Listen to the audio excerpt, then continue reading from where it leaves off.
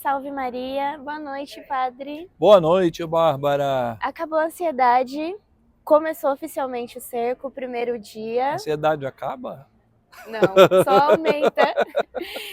E hoje, como de costume, nós estamos com o padre Alexandre para entrevistá-lo e para ele passar um pouquinho mais para a gente de vontade de vir, incentivo e também para a gente entender um pouquinho sobre o tema do nosso cerco. Quais são os maiores desafios que o senhor vê para nós cristãos de ir e anunciar o evangelho? Então, olá para você que está em casa nos acompanhando. Desafios. Olha, nós vivemos num tempo de grandes desafios, né? Por exemplo, as pessoas que ignoram nosso Senhor Jesus Cristo, ou os próprios batizados que ignoram a mensagem da salvação, o conteúdo do Evangelho, a doutrina católica. Mas talvez o maior desafio a indiferença, né? Das pessoas não se movimentarem, não se arriscarem, não se envolverem, né? É como se a missão dissesse respeito aos outros e não a ela, né? Nós vimos bem a mensagem que o Papa Francisco deixou na Evangelii Gaudium, né? A missão é inerente à vida cristã, não é uma segunda vocação, não é algo que acontece depois, né? É algo que vem do nosso batismo. Então, acho que a indiferença, talvez, entre tantos desafios, são tantos, são quase inumeráveis, mas talvez é o que sobressai. E no nosso dia a dia, como a gente pode trazer? Porque às vezes nós pensamos, eu não sou um missionário, eu não sou uma religiosa, um religioso, então para o nosso dia a dia, para o cotidiano de leigos mesmo, como a gente pode trazer isso? Conta-se nos Fioretti, os pequenos episódios da vida de São Francisco, que uma vez ele mandou seus companheiros irem evangelizar, mais ou menos como Nosso Senhor no Evangelho hoje. E ele disse algo assim: vão e anunciem o Evangelho. Se tiverem necessidade, usem as palavras, né? Então, tem algo muito eficaz. Por exemplo, se nós olhamos para o tempo dos mártires, dos primeiros cristãos, era exatamente isso que acontecia. Muitos não tinham nem oportunidade de falar, de fazer uma pregação, né? A perseguição já estava ali, né? E muitos eram levados às feras, etc, etc, e assim por toda a história da igreja. E eu estou falando do apostolado de presença. Apostolado de presença.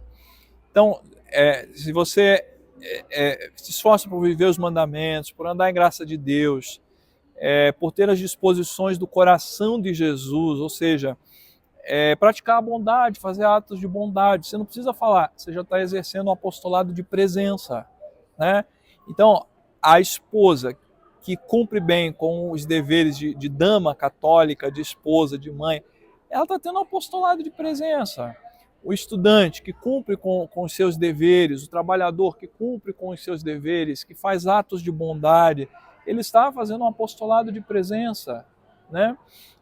Isso é muito importante, o apostolado de presença, né? Eu acho que vale muito a gente fazer essa consideração, né? Não precisa subir, eu não vou subir no palco. Alguns não vão subir num púlpito nunca, jamais, né?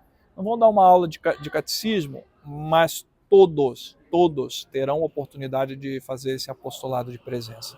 E o senhor, em sua vocação, já sentiu alguma dificuldade nesse ir de ensinar? Que o senhor possa testemunhar para a gente? A gente tem dificuldade quase todo dia, né? Alguém do nosso grupo, a gente compartilha muito, assim, vocês estão aqui, vocês sabem muito bem as dificuldades, as lutas que nós passamos, né? São combates espirituais, psicológicos, físicos, né? Tem a nossa coordenadora, por exemplo, está toda travada com a coluna, né? Então alguém escreveu um versinho assim, considerando tudo isso, essas lutas que a gente passa, e às vezes acontecem coisas muito pitorescas, assim, eu vou falar, é sério, mas de descer coordenadora rolando da escada, né, assim, do nada, né, parece cena de novela, mas não é. Escreveu alguma coisa assim,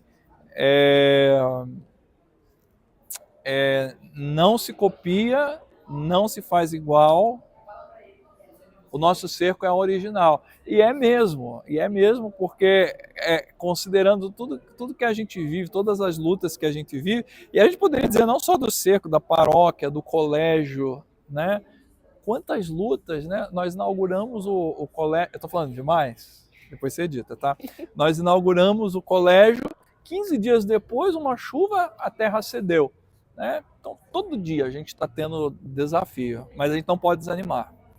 E para finalizar, uma palavra que definiu o primeiro dia do cerco para o senhor.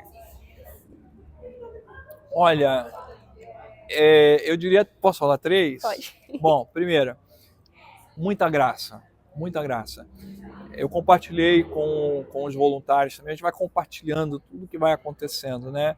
Eu fiquei rezando hoje na matriz, depois da missa diante do Santíssimo. Quanta graça, a graça quase palpável na matriz, né?